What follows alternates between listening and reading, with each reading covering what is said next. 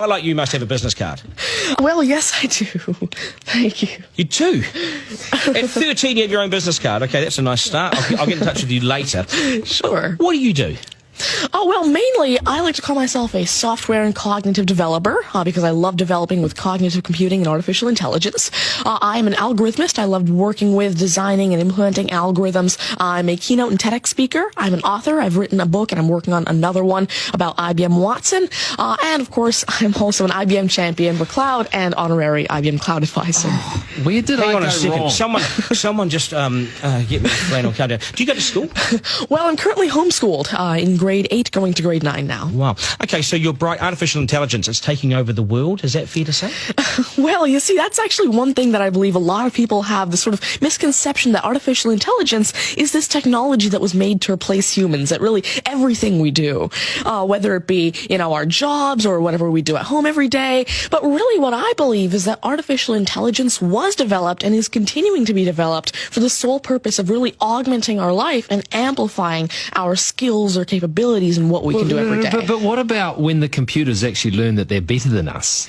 Well, you see, that's sort of called a singularity of artificial intelligence, at which point artificial intelligence has surpassed human intelligence to the point that we cannot control it. But really what I believe at this point, artificial intelligence, I won't go into the details right now since we're limited on time, but the thing is right now, artificial intelligence itself as a technology is so foolable and so primitive that either A, we won't reach that singularity point, or B, if we do, it's a very long ways off. Do you understand that, Mark? No. I couldn't. I wanted to take notes for the exam at the end of it. You lost them in the first sentence. Could I perhaps offer you a golf ball? There you go. Thank you Yes. very much. You do this YouTube channel, which you teach people. What is that all about, and who is your target audience? Yeah, sure. Now, I actually have a YouTube channel called Tanmay Teaches that I've been running for around 6 years now, and it has over 144 videos and now 22,000 subscribers.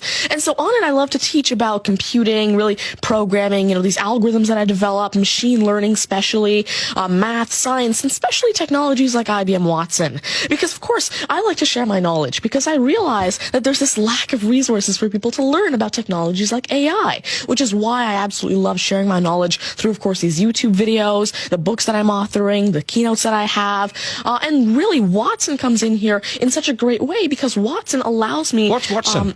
Sure. Mark thinks he's a golfer, but what is Watson? Now, IBM Watson is essentially a cognitive system that allows developers to incorporate cognitive and machine learning into their applications without having to code in the actual intelligence.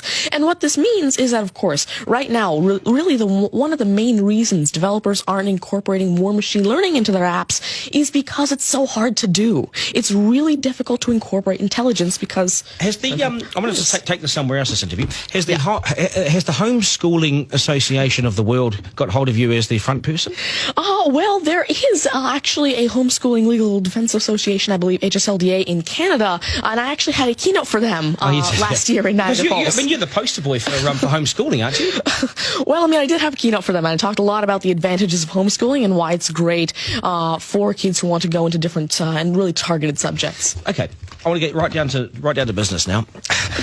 When did you realise you were bright and smarter than most? Well, I originally started coding when I was 5 with simple languages like Fox Pro and Batch. But eventually, at 9 years old, I had my very first iOS app accepted into the Apple App Store called T-Tables. But did your mum and dad do something to you between 0 and 5 that plug you into the wall? What did they do to you? At 5 you were Are you coding. smarter than your mum and dad, by the way?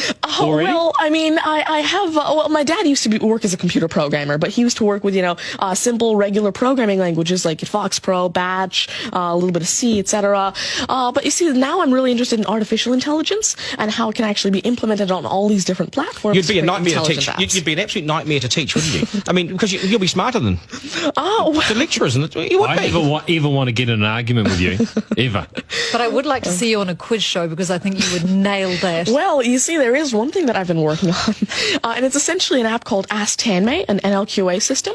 And so essentially it's a system that can take your natural language questions and answer them for you using Watson and artificial intelligence. And actually, the original reason why I made Ask Tanmay, there's an Indian version of the Who Wants to Be a Millionaire show called KBC, which I originally wanted Ask Tanmay to play. So that actually ties in quite a bit with what I wanted to do. It's nice to see you. Do you get, because you're homeschooling, you wouldn't go to school dances and things like that, would you? School socials and things? Do you go to them? Well, I actually used to be regularly schooled until grade 6. Right. Then I became homeschooled, and so of course I still do have my This is friends still from a school. victory for public schools. Take that golf ball Yep. and bring it back to me when you've actually worked out a way in which it'll always go straight. Because I think you could do it. Technically, using a genetic algorithm or something. I knew there'd be an answer. Hey, it's brilliant to meet you. You're a complete inspiration. And I hope my son was watching, a 7-year-old son. Message to Buster Garner, you got work to do, mate. Do your homework, and we got to sharpen things up. Nice to see you. Thank you very much. All the very best. Thank You're you. amazing. Thank you. You're amazing. Okay, news is next, and then we are joined by today's panel, which won't be as smart as this guy, but they'll still be good, and we will head back to the beach as well for a game of 9 and 10. So much pressure now on the contestant in 9 and 10 just to rip through it and get it right. That's coming up after 8.